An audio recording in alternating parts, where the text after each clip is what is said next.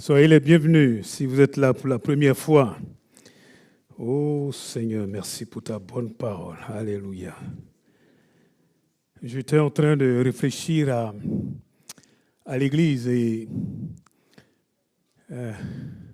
c'est vrai que quand on regarde un peu ce qui se passe ici en Occident, particulièrement en France, on voit qu'il y a une sorte de persécution qui ne dit pas son nom, qui est très subtile. Et on a comme une oppression. Ouais. Il y a quelque chose là qui fait que quand on regarde bien l'Église a du mal à se tenir debout.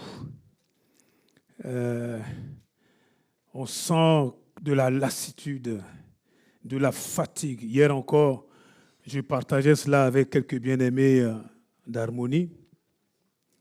Et ce n'est pas seulement vrai pour nous ici. Hein. Quand on lève la tête et qu'on regarde vraiment, le monde passe par quelque chose qui est assez indicible, mais qui est réel. Vous voyez? On a comme l'impression que l'Église là est en train de se fatiguer. On fait un peu de surplace. Et je crois que malheureusement, si nous ne prenons pas garde, ça va être de plus en plus dur. Pourquoi? Mais parce qu'on tend vers le retour de Jésus. Il faut se rappeler comment la première Église vivait. Déjà même du temps des disciples, on a vu s'élever une persécution assez atroce, difficile. Il n'y a qu'à regarder un peu comment les 11 là ont fini leur vie.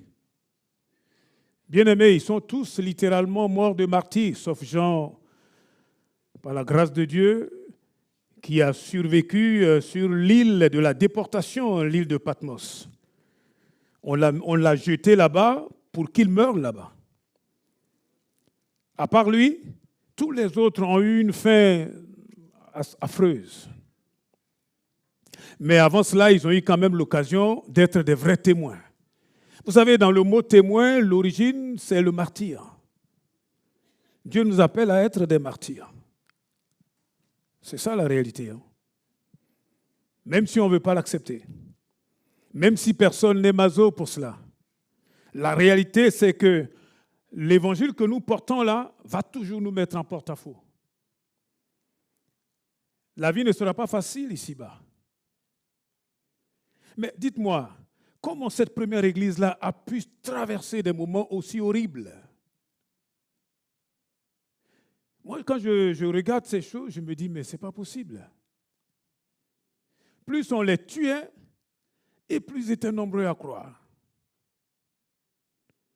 C'est impressionnant. Je vais vous lire quelques versets. Hein. On voit même des hommes et des femmes capables de tout abandonner. Nous, ici, là, on ne nous a pas encore mis le fusil sous la tempe. Ou le couteau quelque part là en disant, si tu ne renonces pas là, ce n'est pas demain, ce n'est pas dans une heure, c'est là, tu vas mourir. Mais on voit des hommes et des femmes courageux. Et pourtant, c'était des gens, comme dit la parole de Dieu, de la même nature que nous. D'où leur vient cette force? Qu'est-ce qui fait qu'eux, ils ne déprimaient pas? Qu'est-ce qui fait que cette église-là, même dans les pires, dans les atrocités, enfin, qu'on ne peut même pas dire, quand même se relevait la tête? Je crois que nous avons besoin de comprendre ce secret-là pour pouvoir avancer. Sinon, vous savez quoi? Nous allons tous là déprimer, nous décourager, et on sera là en train de nous faire la guerre les uns les autres comme si ça dépendait de l'autre. Non. Le vrai problème, c'est que, qu'on le veuille ou pas, il y a une guerre spirituelle terrible autour de nous, en nous.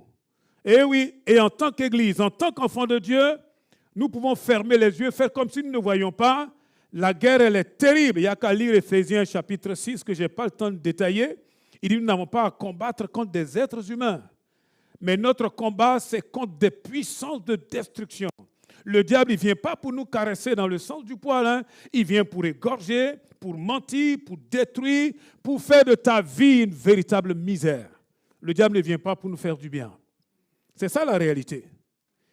Et si nous croyons que sans vraiment rester alerte, vigilant, nous allons pouvoir nous en sortir, nous courons le risque de nous décourager. Moi, j'ai lu la parole de Dieu. J'ai essayé de la regarder à maintes reprises, du début à la fin. Je ne vois jamais Dieu en train d'encourager quelqu'un à se décourager. Non, jamais. Même en face de la mort. Alors que les gens sont en train de dire à Jairus, hey, c'est plus la peine d'embêter le maître, ta fille là. Avant, elle était malade, là, elle est morte.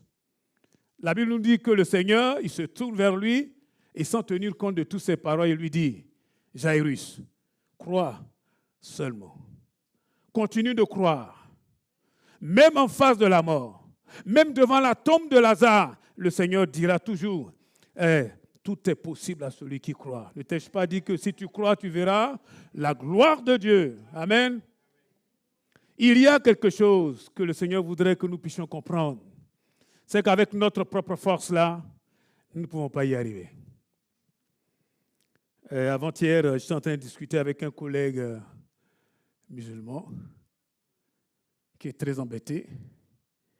Très embêté parce qu'il a du mal à suivre leur carême là, enfin, je ne sais pas comment on appelle. Et donc, jusque-là, il faisait, et puis après, il ne faisait pas. Et le problème, c'est qu'il a des enfants qui sont en train de grandir. Et les enfants posent beaucoup de questions. Et ils lui disent, écoute, tu es pratiquant ou tu n'es pas pratiquant? Ah oui, parce que tu ne peux pas demander à tes enfants de faire quelque chose que toi-même, tu ne fais pas. Vous voyez? Et je lui ai dit, c'est dur hein, d'être religieux. C'est dur d'être en train de faire quelque chose dans lequel tu ne crois même pas. C'est dur d'être en train de faire quelque chose dans lequel ton cœur, ton corps, ton âme, ton esprit ne vont pas du tout dans le même sens. Ah, la religion, c'est terrible. Eh oui. Parce que quand ton cœur n'y est pas et qu'on te demande de le faire, avec la menace peut-être d'une sanction derrière. Si tu ne le fais pas, c'est dur. Vous voyez? Mais moi, je vois une église triomphante. Je crois que la vie chrétienne fait de nous des êtres à part. Je vous assure. Le chrétien est vraiment unique. Unique. Je ne parle pas de fanatisme, je parle de l'enfant de Dieu réel. Dites-moi, je vous lis simplement un verset et puis dites-moi comment vous le comprenez. C'est des versets que vous avez l'habitude de lire. Si vous attendiez un scoop, c'est dommage. Hein? C'est la même Bible que nous allons lire. Dans Luc au chapitre 5, verset 11, je lis rapidement. « Et ayant ramené les barques à terre, ils laissèrent tout et le suivirent. » Vous connaissez cette pêche miraculeuse. Les disciples, ils ont passé toute la nuit à pêcher avec toute leur connaissance en tant que des pêcheurs de métier. Et ils ont dit, nous avons pêché toute la nuit, mais nous n'avons pris aucun poisson. Et imaginez un peu dans quel état ils sont là le matin, fatigués, dégoûtés, dépités. Ils n'ont pris aucun poisson. Ils ont finalement investi non seulement toute leur force, leur énergie, tout ça pour même pas un pécule. Et parfois même, vous imaginez, vous êtes là en train de laver vos filets, il n'y a rien, et les gens passent sur la berge là, ils regardent, vous êtes bredouilles quoi. Ça doit faire mal quand même, au moral. On dit, ah ça ce sont des professionnels. Quels professionnels? Ils n'ont même pas eu un poisson. Et le Seigneur vient, il emprunte la barque de Pierre et il prêche. Et à un moment donné, il demande d'avancer en pleine eau. Vous connaissez l'histoire, de jeter leur filet. Et là, ils vont prendre tellement de poissons qu'ils sont obligés de faire appel à d'autres pêcheurs. Et la Bible dit, quand ils ont fait tout cela, ayant ramené les barques à terre, ils laissèrent tout. Dites-moi, il n'y a pas quelque chose qui vous gêne dans cette affaire? Quand on dit ils laissèrent tout là, y compris, même dans d'autres versions, le papa Zébédée dans la barque. Et le vieux, il était là. Hein? Ils laissèrent tout. Et oh, il y avait quoi là pour pouvoir suivre Jésus à la mort? Et si vous continuez dans le même chapitre 5, au verset 27, c'est le tour d'un autre. Après cela, Jésus sortit et il vit un publicain, un péager, un collabo si vous voulez. Quelqu'un qui est juif et qui travaille pour l'envahisseur, l'impérialiste romain. Il prélevait des impôts sur ses propres frères, mais bien sûr qu'il en prélevait toujours beaucoup plus qu'il fallait, et il s'enrichissait sur le dos de ses propres frères. Mais il avait un bon travail. Et oh, il est gardé par les Romains, il est privilégié, il ne vit pas dans les mêmes cabanes que les autres, hein, attention. Parce que c'était un maillon fort pour l'Empire romain. Il fallait veiller sur lui. Et voici Jésus qui passe devant un certain Lévi, Matthieu. Le gars, il est installé à son poste de péage. Ce n'est pas il a fini, il est en train de prendre une pause, hein. Il est en train de travailler. S'il n'a pas ça là, il n'a rien. Et regardez ce que le Seigneur fait. Suis-moi. Eh oh, coucou. Suis-moi. Et ce qui est extraordinaire, c'est quand Jésus a dit suis-moi là. Qu'est-ce que vous croyez? Non, s'il te plaît, tu attendras une meilleure occasion. Et quand tout ira bien. Non, non, non. C'est un peu comme à Zachée, descends, là, maintenant. Et la suite nous dit, mais il se lève et il le suit. Oh. Cet homme se leva, laissa tout et suivit Jésus. Je vous pose encore la question. Comment ça se fait que des hommes, des femmes, des familles entières sont capables d'abandonner tout pour suivre Jésus? Et encore une fois, dans des temps de persécution sans nombre. Je ne sais pas si vous avez regardé ce film-là. Bon, je ne fais pas de la pub, mais c'est un vieux film, Quo Vadis. Quo Vadis Domine. Où il est question justement de l'an 62, 104, du temps de l'empereur Néron. Ah, il faut le voir. C'est dans les archives, vous trouverez. Waouh! Où le seul crime de ces chrétiens-là, c'est d'être enfants de Dieu. On les arrêtait, on les jetait là, dans le grand cirque du Colisée, en face des fauves affamés. Mais c'est extraordinaire. Vous les voyez en train de chanter des cantiques. Et ici, là, on chante des cantiques. On loue Dieu parce que l'atmosphère s'y prête. Mais là, vous entendez les rugissements des lions qui n'ont pas mangé depuis au moins 3 ou 4 semaines.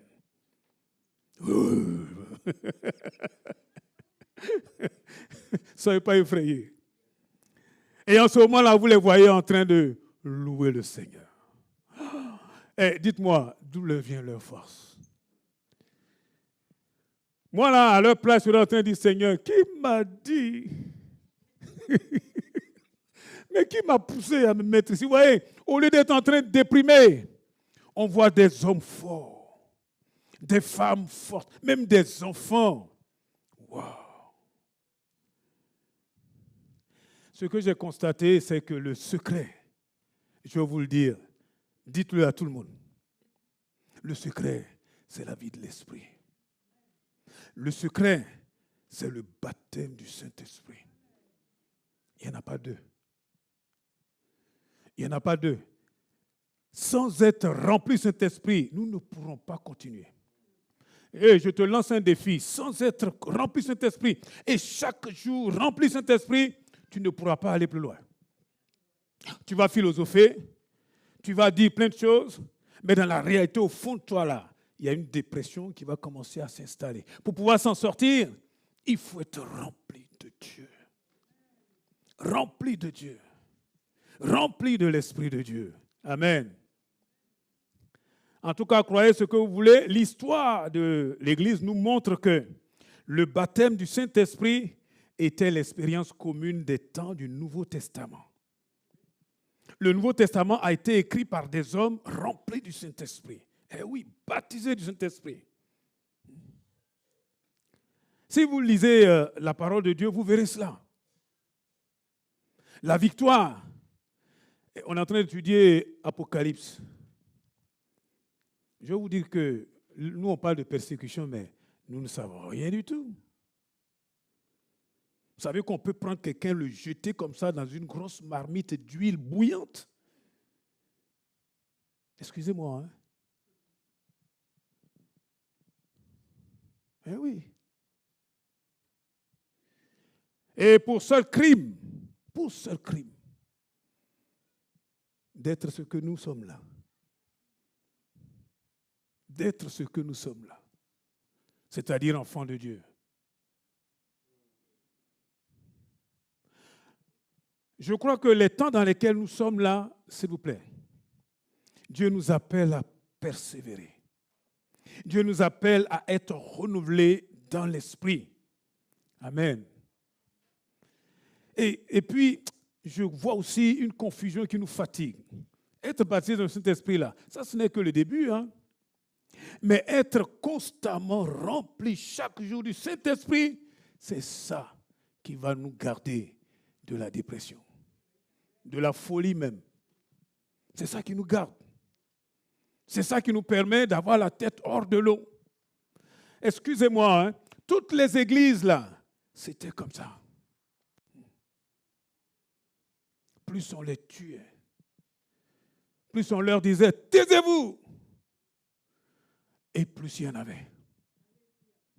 Leur force, c'était uniquement dans l'expérience quotidienne du Saint-Esprit. Si l'Église veut revenir à cette Église forte, on va dire du commencement de l'histoire de l'Église, de la première Église, si nous voulons être des hommes et des femmes solides dans le Seigneur, si nous voulons pouvoir finalement, comme je le disais tout à l'heure, pouvoir sortir la tête hors de l'eau et continuer à avancer envers et contre tout, à contre-courant, bien-aimés, nous n'avons pas le choix d'être chaque jour, à chaque instant, remplis du Saint-Esprit. Peu importe ce que nous sommes en train de faire, peu importe ce que nous sommes en train de faire, que nous soyons même au travail, que nous soyons dans des tâches ménagères, que nous soyons en train de faire quoi que ce soit, à combien plus forte raison, lorsque nous disons que nous sommes en train de servir le Seigneur, bien-aimés, ce qui fera la différence dans notre propre vie et dans notre génération, c'est d'être constamment remplis du Saint-Esprit. Éphésiens chapitre 5, verset 18. Si tu veux me l'afficher, je vais lire dans la Bible du Semeur, c'est mieux. Éphésiens 5, verset 18 nous dit ceci, en parlant de on va dire, de ce que Paul est en train de dire dans ce temps-là à ses bien-aimés. Il dit, ne vous enivrez pas de vin, c'est de la débauche. Cela vous conduirait à une vie de désordre. Mais soyez remplis du Saint-Esprit. Soyez constamment remplis du Saint-Esprit. Soyez toujours remplis du Saint-Esprit. Vous voyez là qu'entre être rempli du Saint-Esprit et être ivre de vin, il n'y a qu'un parallèle. Hein? Quand on est ivre de vin, on ne maîtrise plus rien. C'est le vin qui nous contrôle.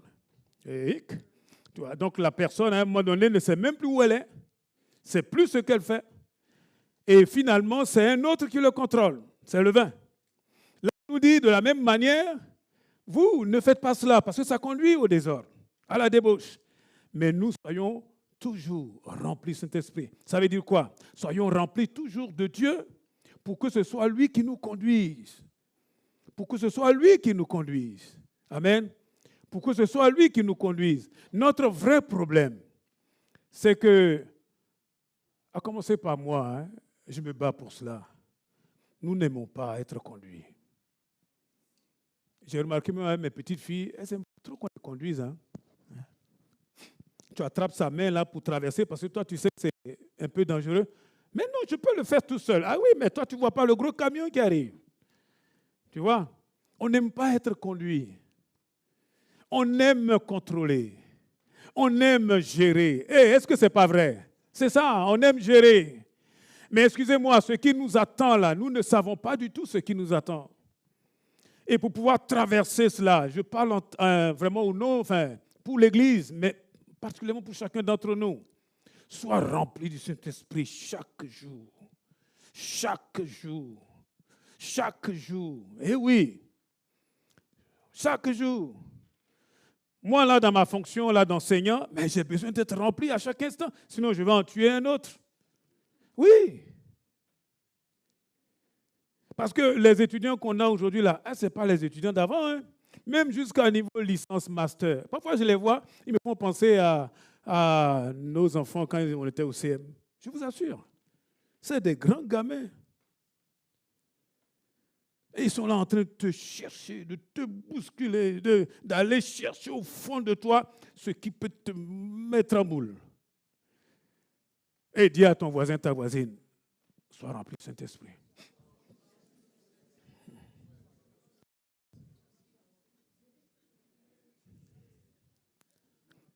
Quand les apôtres, ils passaient comme ça d'église en église, il y avait une seule chose qui les préoccupait. C'est extraordinaire. Quand vous arrivez par exemple dans Actes chapitre 19, Paul, il arrive à Éphèse, et voici ce qu'il pose comme question.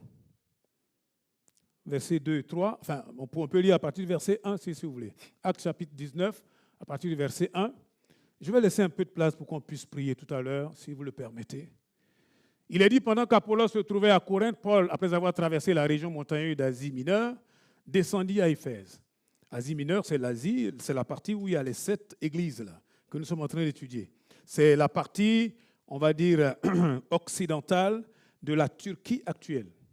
D'accord? Et là, il est descendu donc à Éphèse. Et il rencontre un petit groupe de disciples et il leur demanda une seule chose, la suite. Avez-vous reçu le Saint-Esprit quand vous êtes devenu croyant? Avez-vous été baptisé du Saint-Esprit? C'est extraordinaire quand même. Vous êtes devenu croyant, d'accord. Mais croyant là, il y a plein de croyants. Hein. Il y en a qui croient en Bouddha, il y en a qui croient en Confucius, il y en a qui croient je ne sais pas quoi. Mais tous les croyants, c'est des croyants. Mais ce qui fait la différence et l'unicité finalement de l'enfant de Dieu, c'est qu'il est rempli du Saint-Esprit. Eh oui, vous n'entendrez jamais que un religieux est rempli de son maître. Jamais. Ou bien, c'est moi qui ne connais pas tout. Vous n'entendrez pas ça. Vous vous rendez compte? Mais pour nous, là, le Seigneur, il vient même jusqu'à tabernacler en nous. Et c'est là que nous devons faire attention. Dans 1 Corinthiens 6, verset 19, 1 Corinthiens 6, verset 19, il est dit, ne savez-vous pas que votre corps est le temple du Saint-Esprit? Ce n'est plus un temple matériel, physique, mais maintenant c'est nous-mêmes qui, en marchant, en vivant, nous transportons l'arche de l'Éternel. Vous vous rendez compte? Nous sommes l'habitation de Dieu. Et c'est pour cela qu'il faut chaque instant, chaque jour, être rempli du Saint-Esprit. J'ai vu ça même quand j'étais encore étudiant dans mes études. Ah, c'est bon d'être rempli du Saint-Esprit. Waouh! C'est bon d'être rempli du Saint-Esprit. Même là où on marche sur des espaces, dans des moments où on ne contrôle rien. Dites ce que vous voulez. Pensez ce que vous voulez. Mais moi, je sais que Dieu est beaucoup plus présent que vous ne le pensez. Je l'ai vu de mes propres yeux. Je le vois. Marchez par l'esprit, là. Quand la Bible dit, vous entendrez la voix qui vous dira, voici le chemin. Marchez-y. Et ça fait la différence. Ça fait toute la différence. Croyez-moi, dans ce monde où il y a comme des mines qui sont placées un peu partout, bien aimés, si nous voulons nous en sortir, il faut être rempli du Saint-Esprit. Il faut rechercher le baptême dans le Saint-Esprit. Ce n'est pas une option. Sinon, vous allez vous déprimer. Vous allez réaliser un moment que, il n'y a plus rien qui vous intéresse. Parce que lutter dans la chair, là, pour dire je veux servir Dieu, je veux devenir enfant de Dieu, c'est mission impossible. Tu ne pourras jamais vivre la vie chrétienne sans l'effusion du Saint-Esprit sur ta vie. Tu ne peux pas. Tu ne peux pas. Eh oui, tu ne peux pas. Les premiers disciples, ils nous ont montré le chemin. C'est impossible.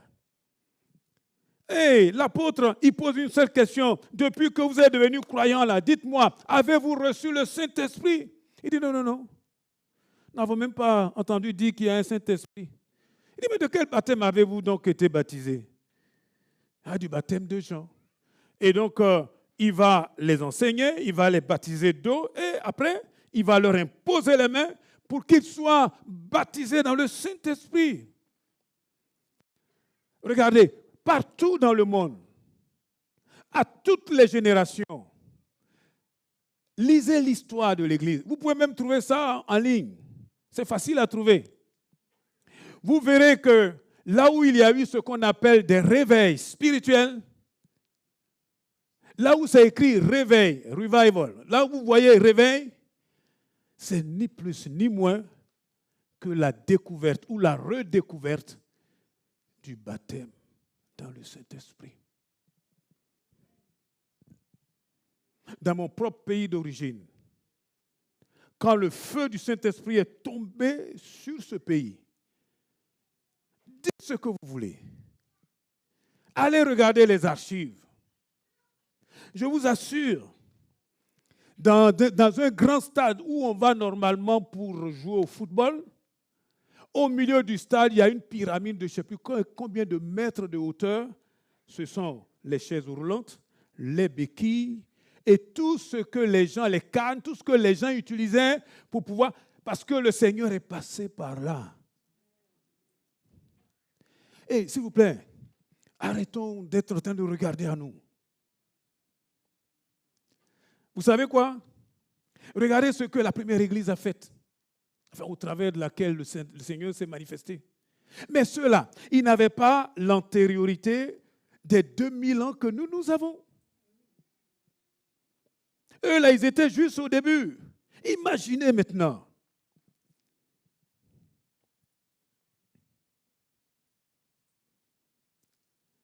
Je vous rappelle que Joël chapitre 2, verset 23, je lis rapidement. Il dit, « Et vous, enfants de Sion, soyez dans l'allégresse, réjouissez-vous en l'Éternel votre Dieu, car il vous donnera la pluie en son temps. Il vous enverra la pluie de la première et de l'arrière-saison, comme autrefois. » Oui, même si nous sommes sur des endroits qui sont secs, bien-aimés, Dieu peut apporter la vie. Dieu peut apporter la vie. Amen. Et Dieu va apporter la vie. Ce qu'il attend, c'est des hommes et des femmes assoiffés. Et je ne sais pas si vous avez faim et soif vraiment. Vous savez, la faim et la soif, c'est quelque chose de terrible.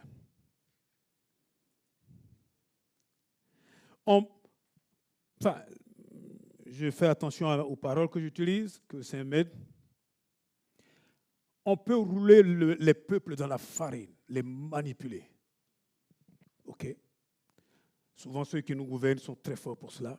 Souvent même, ils ont été à l'école pour cela. Mais dès que le peuple commence à avoir faim et soif, dès que le peuple dit « il y en a marre », et oh, vous savez quoi? Les Anglais disent « watch out ». Ça dit là, fais attention. Quand le peuple commence à dire « nous en avons marre Il nous faut que ça change. Nous sommes fatigués. Nous avons faim et soif. Je vous dis, les politiques là, quelle que soit leur politique, seront obligés de changer de discours. Parce que quand quelqu'un a faim et soif, excusez-moi, il n'y a aucune puissance qui peut l'arrêter.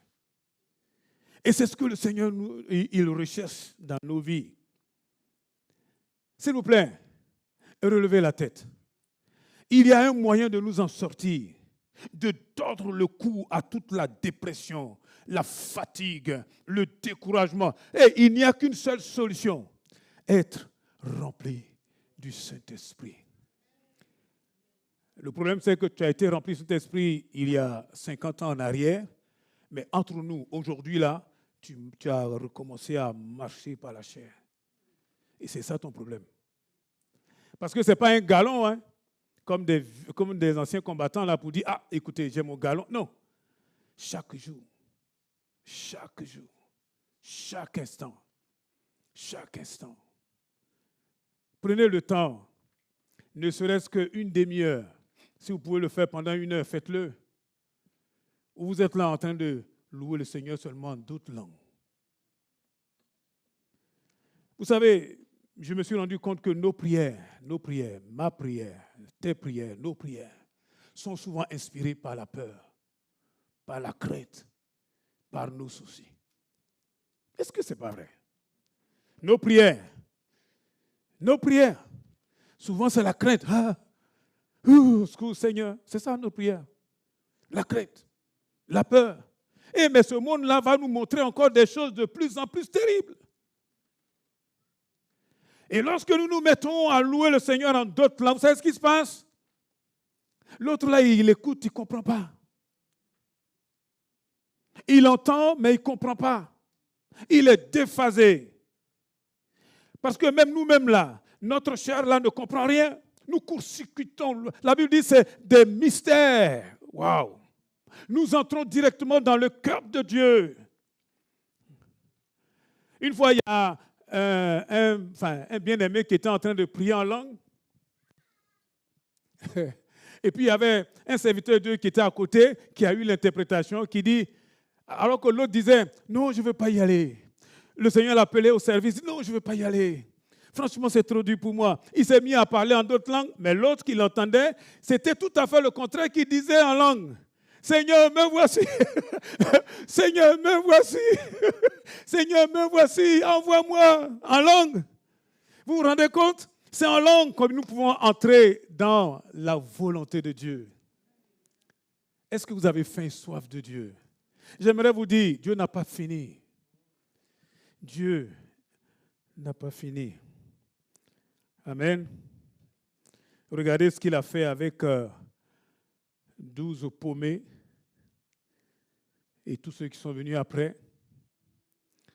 Imaginez, nous, avec toute cette histoire. Wow. Même déjà ce qu'il a commencé de faire, même dans l'Ancienne Alliance, à combien plus forte raison par nous. Nous n'avons pas besoin de nous torturer.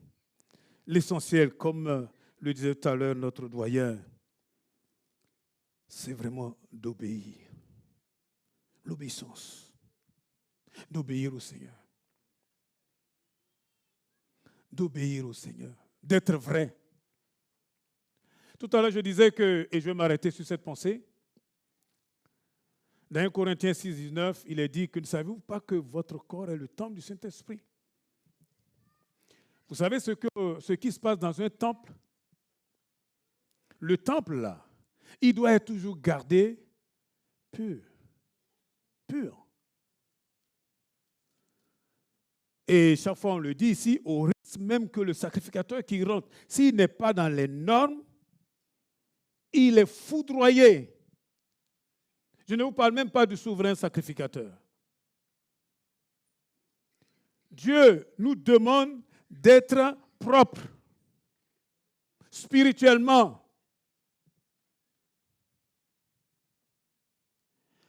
Notre souci, c'est que si on veut être vraiment honnête,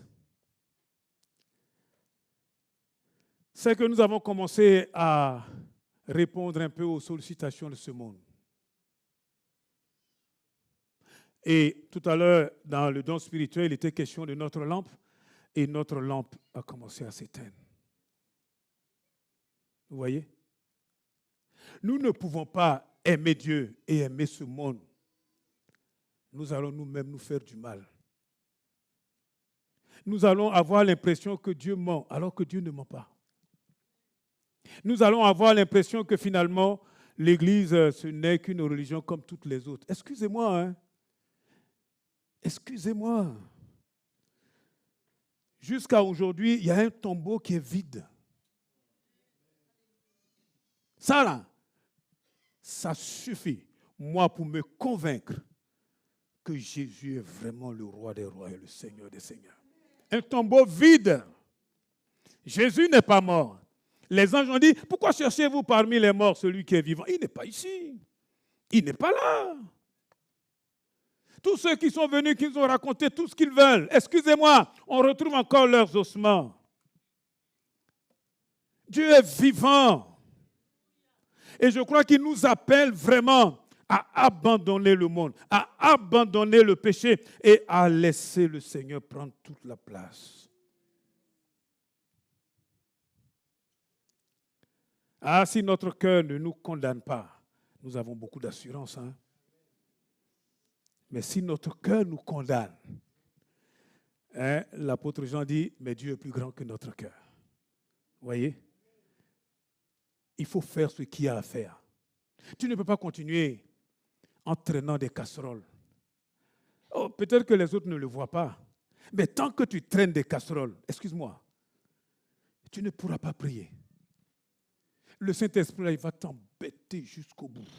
Tu sais quoi? Par amour pour toi. L'Esprit de Dieu va t'embêter jusqu'à ce que tu coupes ça. Tu peux faire comme si tu ne vois pas. Tu peux faire comme si, ok, bon, hein, il me fatigue avec l'autre truc. Mais tu sais au fond de toi que ta vie là, il y a quelque chose là que tu traînes. Une fois, j'ai eu une vision. Ça m'a fait beaucoup réfléchir. Un chrétien qui était en train de prier tout seul dans sa chambre.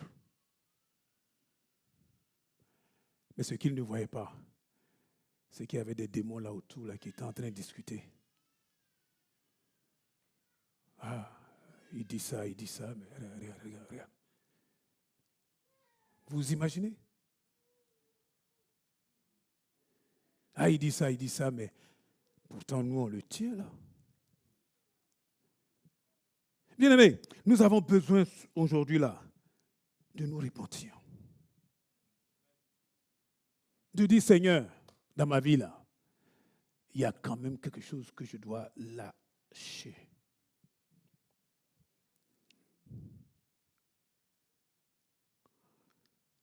Vous savez, quand il est dit que nous avons le pouvoir de lier et de délier, d'autoriser ou d'interdire, ça là, c'est uniquement en l'esprit. Si je tire des casseroles là que je viens, je dis, comme la dernière fois le pasteur Eddy le rappelait, au nom de Jésus-Christ que l'apôtre Paul prêche, les démons vont dire, oh, Jésus on le connaît. Paul, on sait qui c'est. Mais toi, tu es qui? Et quand il commence à ouvrir ton dossier là, si ce n'est pas bon, c'est toi qui vas avoir des problèmes. Dieu appelle son Église à être une Église forte. Vous voyez, notre force, ça vient de notre pureté, bien-aimés. Car c'est ceux qui ont le cœur pur qui verront Dieu. Matthieu 5, verset 8. Uniquement ceux-là. Ne vous y trompez pas. On ne peut pas tromper Dieu.